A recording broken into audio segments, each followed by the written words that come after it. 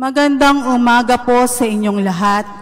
Malugod na pagtanggap sa St. Joseph Parish Gagalangin sa ika-6 ng umagang banal na misa na may liturhiya ngayong Huwebes sa ika-19 na linggo sa karaniwang panahon.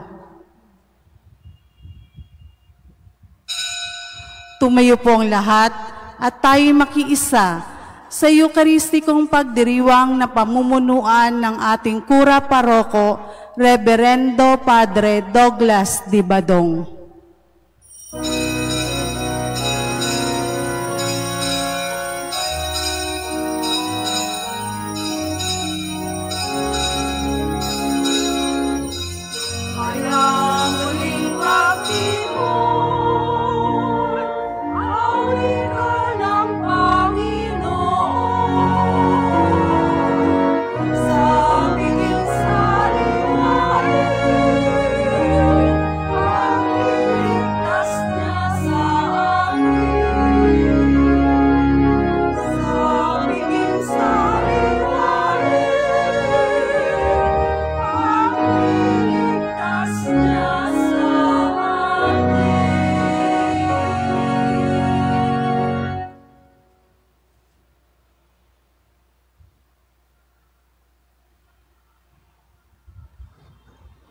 Sa ngalan ng Ama at ng Anak at ng Espiritu Santo. Amen. Ang pagpapala ng ating Panginoong Hesukristo, ang pag-ibig ng Diyos Ama at ang pakikipagkaisa ng Espiritu Santo naway sumainyong lahat. At sumaiyo rin. Ngayon po ay ginugunita natin ang kapistahan ni San Maximiliano Kolbe, isang pari. Mga kapatid, aminin natin ang ating mga kasalanan upang tayo'y maging marapat gumanap sa banal na pagdiriwang. Inaamin ko sa makapangyarihang Diyos at sa inyo mga kapatid, na lubha akong nagkasala sa isip, sa salita at sa gawa, at sa aking pagkukulang. Kaya isinasamo ko sa mahal na Birheng Maria, sa lahat ng mga anghel at mga banal, at sa inyo mga kapatid, na ako'y panalangin sa Panginoong ating Diyos. Kawaan tayo ng makapangyarihang Diyos, patawarin tayo sa ating mga kasalanan at patnubayan tayo sa buhay na walang hanggan. Amen. Panginoon, kaawaan mo kami. Panginoon, kaawaan mo kami. Kristo, kaawaan mo kami. Kristo, kaawaan mo kami. Panginoon, kaawaan mo kami. Panginoon, kaawaan mo kami. Manalangin tayo. Ama naming makapangyarihan, ginawa mong manaig sa mga pahirap ang martir na si San Maximiliano. Ipagkaloob mo kaming nagdiriwang ngayon sa kanyang tagumpay, ay makapanatiling di natitinag ng mga kumakalaban, pakundangan sa iyong pagkupkop sa amin araw-araw. Sa pamamagitan ni Jesucristo, kasama ng Espiritu Santo, magpasawalang hanggan. Amen.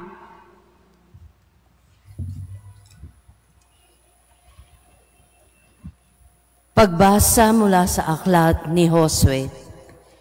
Noong mga araw na iyon, sinabi ng Panginoon kay Josue, sa araw na ito'y padadakilain kita sa paningin ng buong Israel. Sa ganito makikilala nilang ako'y sumasa iyo, tulad ng ginawa ko kay Moises. Sabihin mo sa mga saserdoteng Levita na magdadala ng kabanang tipan, na magtuloy na sila sa ilog Jordan, ngunit hihinto pagtuntong ninyo sa tubig. At tinawag ni Josue ang mga tao, halikayo at pakinggan ninyo ang ipinasasabi ng Panginoon, ang inyong Diyos. At sinabi niya sa mga tao, dito ninyo malalaman na sumasa inyo ang Diyos na buhay. Pagdating ninyo roon, lilipulin niya ang mga Kananeo, ang kabanang tipan ng Panginoon, ang Panginoon ng kansalupaan ay mauunang itatawid ng ilog Jordan. Kapag ang mga saserdoteng may dala ng kabanantipan ay tumuntong na sa tubig, titigil ng pag-agos ang ilog Jordan. Ang tubig ay matitipon sa isang lugar sa hulo. Sa pangunguna ng mga saserdoteng may dala ng kabanantipan, umalis ng kampamento ang bayang Israel upang tumawid sa ilog. Malaki ang tubig ng Jordan sa panahon ng tag-ani. Nang sumapit sa ilog Jordan ang mga saserdoteng may dala ng kabanantipan, tumigil ang agos sa hulo at ang tubig ay natipon sa tapat ng bayan ng Adam, lungsod na nasa tabi ng Sartan. Samantala, ang agos na pababa sa dagat na patay sa Araba ay nagpatuloy hanggang sa natuyo ang ilog at nakatawid ang buong Israel.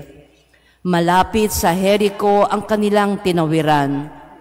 Nanatili sa gitna ng natuyong ilog ang mga saserdoteng may dala ng kabanantipan. Samantalang tumatawid sa ibayo ang buong bayan. Tuyo ang nilalakaran nila. Ang salita ng Diyos. Salamat sa Diyos. Alleluia. Alleluia. Ang bayang Israel sa bansang Ehipto'y doon inilabas, na ang lahing ito sa bansang dayuhan ay pawang lumikas. Magmula na noon ang lupaing Huday naging dakong banal, at yaong Israel ginawa ng Diyos na sariling bayan. Alleluia. Ang dagat ng tambo nang ito'y makita ay tumakas na rin magkabilang panig ng ilog ng Jordan. Noon ay humimpil. Maging mga bundok katulad ng tupa ay pawang nanginig, pati mga burol nanginig na parang tupang maliliit. Alleluia. Ano ang nangyari at ikaw o dagat wala ng daluyan? Ikaw naman, Jordan, bakit ang tubig mo'y hindi na dumaloy?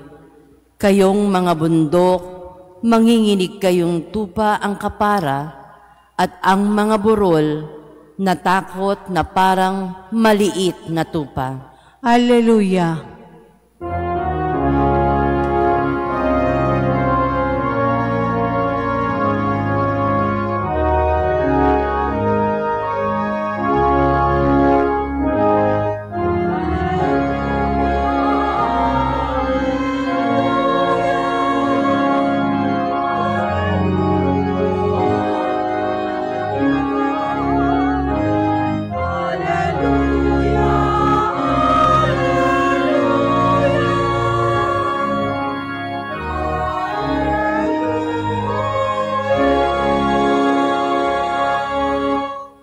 Poon iyong pasikatin, kagandahan ng loobin ng kabutihan mo sa amin.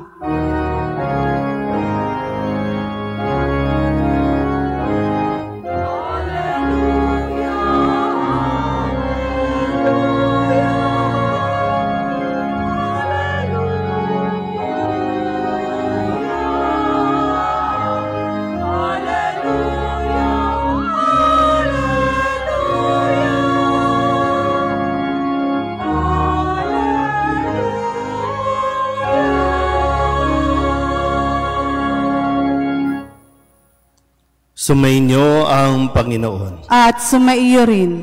Ang mabuting balita ng Panginoon ayon kay San Mateo. Papuri sa iyo, Panginoon.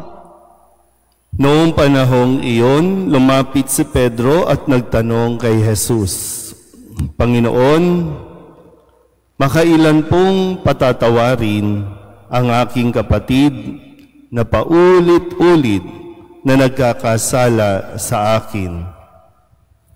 Makapito po ba? Sinagot siya ni Jesus, hindi ko sinasabing makapito, kundi 70 ulit pa nito. Sapagkat ang paghahari ng Diyos ay katulad nito. Ipinasya ng isang hari na pagbayarin ang kanyang mga lingkod na may utang sa kanya. Unang dinala sa kanya ang isang may utang na 10 milyong piso.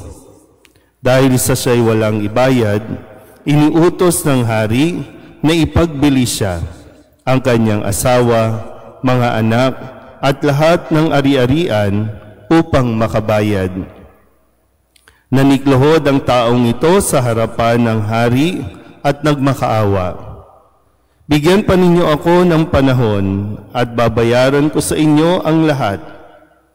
Naawa sa kanya ang hari, kaya ipinatawad ang kanyang mga utang at pinayaon siya. Ngunit pagkaalis niya roon, ay nakatagpo niya ang isa sa kanyang kapwa lingkod na may utang na 500 piso sa kanya. Sinunggaban niya ito at sinakal, sabay wika, "Magbayad ka ng utang mo." Naglumuhod iyon at nagmakaawa sa kanya. "Bigyan mo pa ako ng panahon at babayaran kita." Ngunit hindi siya pumayag. Sa halip, ipinabilanggo niya ang kanyang kapwa lingkod hanggang sa ito'y makabayad. Nang makita ng kanyang mga kapwa lingkod ang nangyari, sila'y labis na nagdamdam. Pumunta sila sa hari at isinumbong ang nangyari. Kaya't ipinatawag siya ng hari. "Ikaw, napakasama mo," sabi niya. "Pinatawag kita sa utang mo sapagkat nagmakaawa ka sa akin. Nahabag ako sa iyo, hindi ba dapat ka ring mahabag sa kapwa mo?" At sa galit ng hari, siya'y ipinabilanggo hanggang sa mabayaran niya ang kanyang utang. Gayon din ang gagawin sa inyo ng aking Amang nasa langit, kung hindi ninyo patatawarin ang inyong kapatid. Pagkatapos sabihin ni Jesus ang mga bagay na ito, siya'y umalis sa Galilea at nagtungo sa lupain ng Judea, sa kabila ng ilog Jordan. Ang mabuting balita ng Panginoon. Pinupuri ka namin, Panginoong Hesukristo. Isang magandang umaga po sa inyong lahat. Ngayon po ay Huwebes ng 19 na linggo sa karaniwang panahon at ating pong ginugunita ang kapistahan ni San Maximiliano Kolbe, isang pari na napabilang sa mga ibinilanggo noong panahon ng Nazi, noong pagpapahirap sa mga Hudyo, at sa kanya pong kabutihang loob na kahit na siya ay nahihirapan sa mga manual labor na ipinapagawa, ay umiral pa rin at pinairal niya ang pananampalataya sa ating Panginoon sa tulong nawa niya na kung saan nasubok din ang kanyang katatagan na ipinakita at patuloy niyang ipinangaral na walang ibang makapangyarihan kundi ang pag-ibig. Hindi galit ang makapangyarihan kundi ang pag-ibig. Matindi ang nagagawa ng isang taong punong-puno ng galit. Pero mas matindi ang magiging epekto ng isang taong pag-ibig ang pinapairal. At hindi natin kakayanin na magpatawad hanggat mayroon tayong galit. Kaya nga sa ating pong Ebanghelyo, ang tanong ng marami, na tanong din Jesus, hanggang kailan ako magpapatawad? Hanggang kailan ko patatawarin ang aking kapatid? Tanong nyo rin ba ito o ayaw natin pag-usapan? Kasi pag pinag-usapan natin ang pagpapatawad, para bang muling nabubuksan yung sama ng loob, yung mga sugat na naidulot sa atin ng mga taong nakasakit sa iyo. Kaya wala tayong dapat pag-usapan. Alam niyo, minsan naisip ko, bakit hindi tayo natatahimik kahit na wala na yung taong nakasakit sa atin. Di ba may mga ganun tayong karanasan? Hindi natin masumpungan yung katahimikan kahit wala na ang nagpahirap sa atin. Siguro, no? Kasi nga, hanggang ngayon, buhay pa tayo, pinapahirapan natin ang ating sarili dahil sa galit, dahil sa hindi natin pagbibigay ng kapatawaran. Ilang beses nga ba?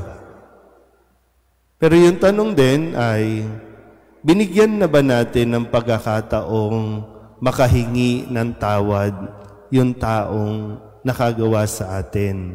Pwede kasing ganun din, no? Kasi paano mo patatawarin ng isang tao, hindi naman humingi ng tawad? Pero may mga pagkakataon na kahit hindi pa humihingi ng tawad, patawarin mo na, hindi para sa kanya, kundi para mapalaya mo ang iyong sarili mula sa sakit na naidulot niya. Hindi para sa kanya, kundi para sa iyo.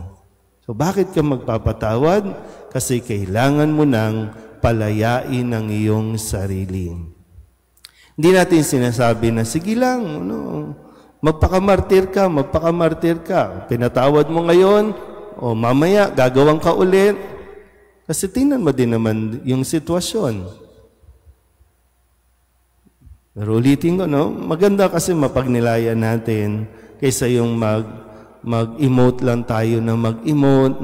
Talagang feel natin, naaping-api tayo, pinahirapan tayo.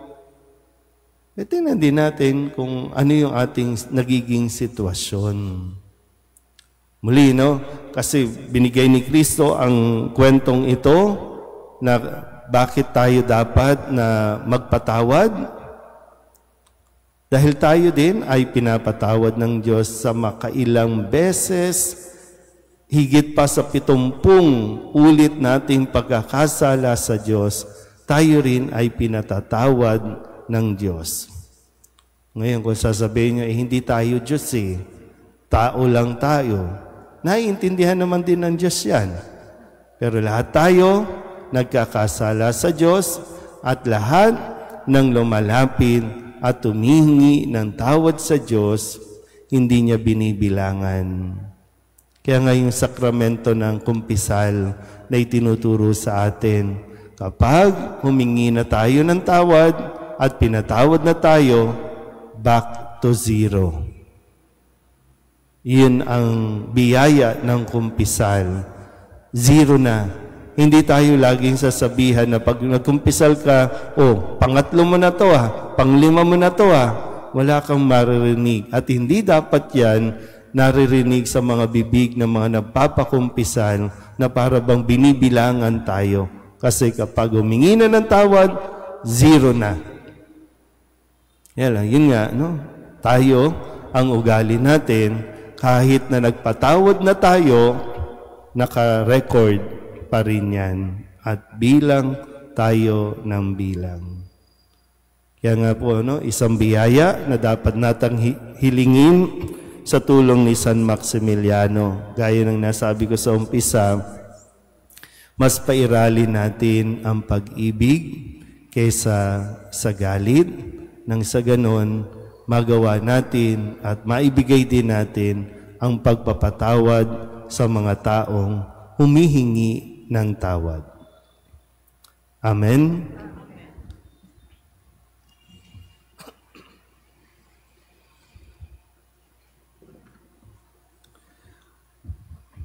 Nakikilahok sa paglikha ng Diyos, manalangin tayo sa Diyos upang makapagdulot ng pakikipagkasundo sa daigdig ang kanyang bayan na nakadama ng kanyang pagpapatawad.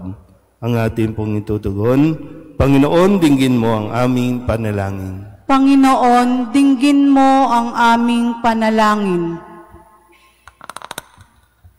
Ang bayan ng Diyos na pinalaya ng dugo ni Kristo, naway hindi magkahiwa-hiwalay at mamuhay sila ng pagkakaunawaan at kapayapaan. Manalangin tayo sa Panginoon. Panginoon, dinggin mo ang aming panalangin.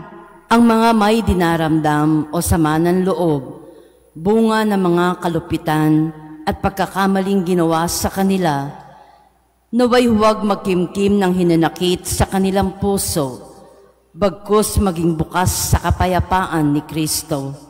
Manalangin tayo sa Panginoon. Panginoon, dinggin mo ang aming panalangin. Ang mga nahihirapang magpatawad, naway mapagtanto at maunawaan ang mayamang habag ng Diyos sa bawat isa at matutong makapagpatawad mula sa puso. Manalangin tayo sa Panginoon. Panginoon, dinggin mo ang aming panalangin. Ang mga nakadarama ng malalim na sugat ng pisikal at espiritual na pagkakamali, naway makatagpo ng kagalingan sa pagpapatawad ni Kristo. Manalangin tayo sa Panginoon. Panginoon, dinggin mo ang aming panalangin. Ang mga tapat na namayapa, naway patawarin sa kanilang mga kasalanan. Manalangin tayo sa Panginoon. Panginoon, dinggin mo ang aming panalangin. Idulog din natin sa Panginoon ang ating mga personal na kahilingan at mga panalangin para sa ating mga pamilya, kasama din ang mga kahilingan ng mga nanonood sa online.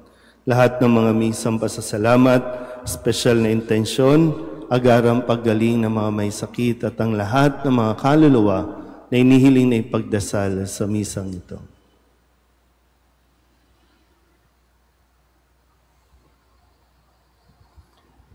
Ang lahat ng ito inihiling namin sa ngalan ni Kristo, ang aming Panginoon. Amen.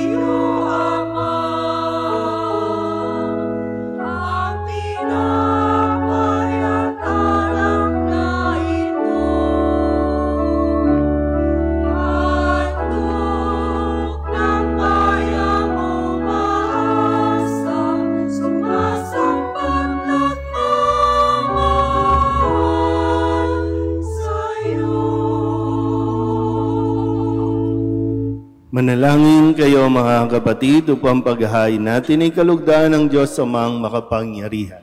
Tanggapin nawa ng Panginoon itong paghahain sa iyong mga kamay, sa kapurihan niya at karangalan sa ating kapakinabangan at sa buong sambayanan niyang banal. Ama naming lamika, pakabanalin mo at basbasan ang mga alay na nakahanda upang paalabin nito ang aming diwa sa ningas ng pag-ibig mo na nagdulot ng tagumpay sa pagpapakasakit ni San Maximiliano sa pamamagitan ni Jesucristo kasama ng Espiritu Santo magpasawalang hanggan. Amen. Sumainyo ang Panginoon. At sumaiyo rin. Itaas sa Diyos ang inyong puso at diwa. Itinaas na namin sa Panginoon. Pasalamatan natin ang Panginoong ating Diyos. Marapat na siya ay pasalamatan. Ama naming makapangyarihan, tunay ngang marapat na ikaw ay aming pasalamatan, ngayong aming kagalakan na si San Maximiliano ay parangalan. Siya'y kapanalig naming may paninindigan na ikaw ay ipahayag kahit siya'y mamatay, sapagkat minarapat mong kanyang matularan ang iyong anak na naghain ng sariling buhay, tulad ng naganap sa iyong anak, ang dugo ng mga martir ay dumanak, hindi dahil sa katatagang likas, kundi dahil sa iyong bigay na lakas. Kaya kaysa ng mga anghel na nagsisiawit ng papuri sa iyo, na walang humpay sa kalangitan, kami nagbubunyi sa iyong kadakilaan.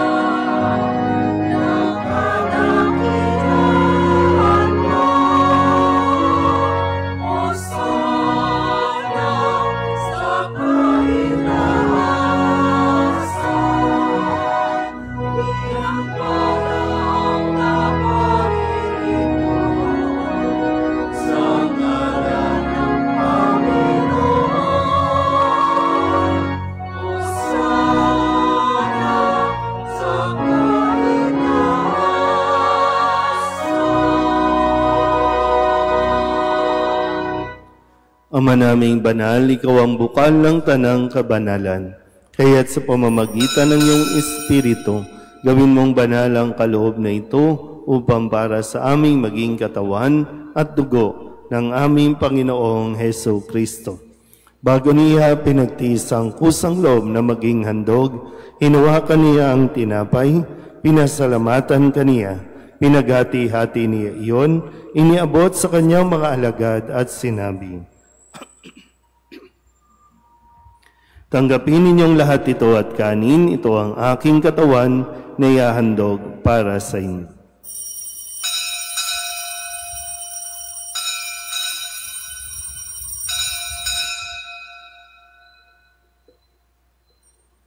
Gayun din naman nang matapos ang hapunan, inawakan niya ang kalis, muli kaniyang pinasalamatan. Iniabot niya ang kalis sa kanyang mga alagad at sinabi, "Tanggapin ninyong lahat ito at inumin. Ito ang kalis ng aking dugo ng bago at walang hanggang tipan. Ang aking dugo na ibubuhos para sa inyo at para sa lahat sa ikapagpapatawad ng mga kasalanan. Gawin ninyo ito sa pag-alaala sa akin."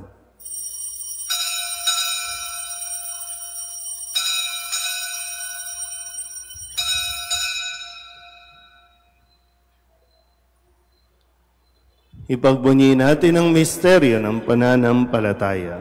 Si Kristo'y namatay, si Kristo'y nabuhay, si Kristo'y babalik sa wakas ng panahon. Ama, ginagawa namin ngayon ang pag-alaala sa pagkamatay at muling pagkabuhay ng iyong anak, kaya tiniaalay namin sa iyo ang tinapay na nagbibigay buhay at ang kalis na nagkakaloob ng kaligtasan. Kami nagpapasalamat dahil kami iyong minarapat na tumayo sa harap mo para maglingkod sa iyo. Isinasamo namin kami magsasalo-salo sa katawan at dugo ni Kristo ay mabuklod sa pagkakaisa sa pamamagitan ng Espiritu Santo. Ama, lingapin mo ang iyong simbahang laganap sa buong daigdig.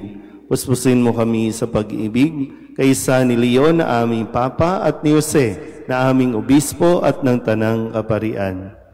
Alalahanin mo sina Cristina at Sofriana na tinawag mo mula sa daigdig na ito. Nung sila'y binyagan, sila'y nakaisa ni Kristo sa pagkamatay. Ngayong sila'y pumanaw, naway makaisa sila ni Kristo sa pagkabuhay. Alalahanin mo rin ang mga kapatid naming nahimlay na may pag-asang sila'y muling mabubuhay, gayon din ang lahat ng mga pumanaw. Kawaan mo sila at patuloyin sa iyong kaliwanagan. Kawaan mo at pagindapating kaming lahat na makasalo sa iyong buhay na walang wakas. Kaysa ng mahal na Birheng Maria na Ina ng Diyos, ng kabiyak ng puso niyang sa San Jose, kaysa ng mga apostol at ng lahat ng mga banal na namuhay dito sa daigdig na kalugod-lugod sa iyo, may pagdiwang nawa namin ang pagpupuri sa ikararangal mo sa pamamagitan ng iyong anak na aming Panginoong Heso Kristo. Sa pamamagitan ni Kristo, kasama niya at sa Kanya, ang lahat ng parangal at papuri ay sa iyo, Diyos amang makapangyarihan, kasama ng Espiritu Santo, magpasawalang hanggan.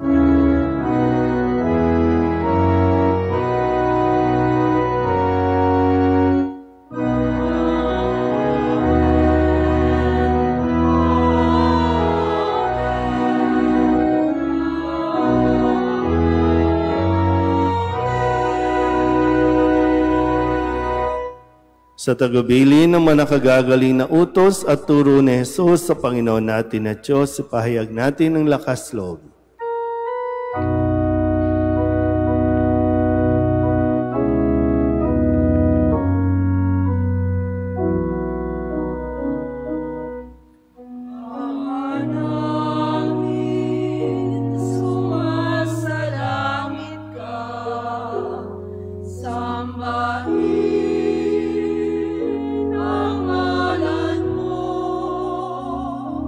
Papa sa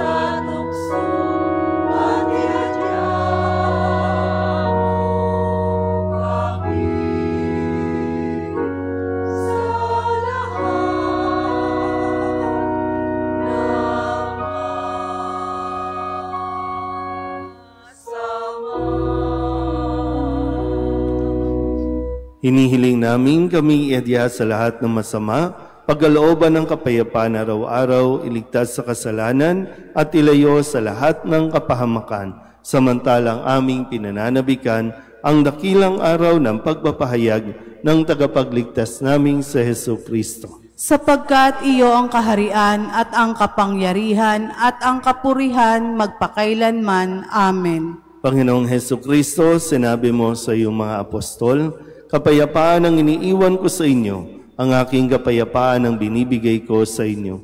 Tunghayan mo ang aming pananampalataya at huwag ang aming mga pagkakasala. Pagkalooban mo kami ng kapayapaan at pagkakaisa ayon sa iyong kalooban, kasama ng Espiritu Santo, magpasawalang hanggan. Amen. Ang kapayapaan ng Panginoon ay laging sumainyo. At sumaiyo rin. Mabigayan po tayo ng kapayapaan sa isa't isa.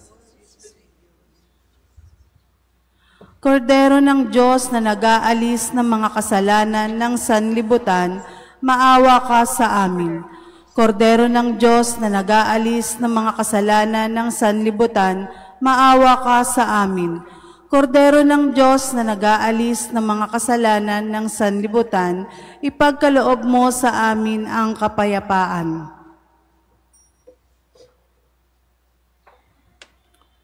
Ito ang kordero ng Diyos. Ito ang nag-aalis ng kasalanan ng sanlibutan. Mapalad ang mga inaanyayahan sa kanyang piging. Panginoon, hindi ako karapat-dapat na magpatuloy sa iyo, ngunit sa isang salita mo lamang ay gagaling na ako.